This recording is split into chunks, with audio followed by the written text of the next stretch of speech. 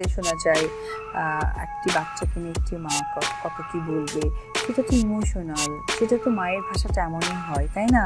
কিন্তু এখনো মানে আমাদের সোশ্যাল মিডিয়াটা যতটা মানুষের জন্য উপকার, ততটা একদিক থেকে অপকারও। আজকের ব্রেকিং নিউজ, হঠাৎ অপু বিশ্বাস কি বললেন ঢালিউড সুপারস্টার সাকিব খানের সম্পর্কে। বিয়ের পরের বছরেই নাকি সাকিব খানের বাচ্চা একটি করা হয়েছিল।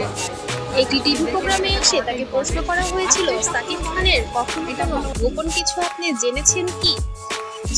সেখানে অপু বিশ্বাসের উত্তরে ছিল, হ্যাঁ, আমাদের বিয়ের 1 বছর পরেই একটি শুটিং এর কাজে তার একটি নোংরা পুকুরে নামতে হয়েছিল এবং সেই নোংরা পানির প্রয়োজন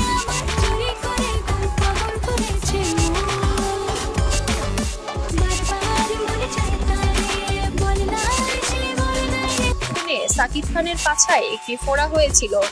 সেটার ব্যথায় অনেক কাঁপিয়েছিল সাকিব খান। তবে সাকিবের এই কষ্টটা আমি সহ্য করতে পারিনি, কিন্তু এমন একটি অবস্থা ছিল যে এটাও কারোর সাথে শেয়ার করতে পারছিল না। এখন আমি তার ঘরের স্ত্রী, আমি তো অবশ্যই সেটা জানবো। পরে সেটি ডাক্তারের কাছে গিয়ে সে এটি ইমার্জেন্সি অপারেশন করা পর্যন্ত হয়েছিল।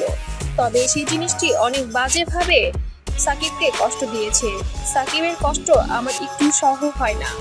আমি ওকে অনেক বেশি সহযোগিতা করেছিলাম এবং বুঝিয়েছিলাম, তুমি ধৈর্য ধরো, ইনশাল্লাহ সব ঠিক হয়ে যাবে।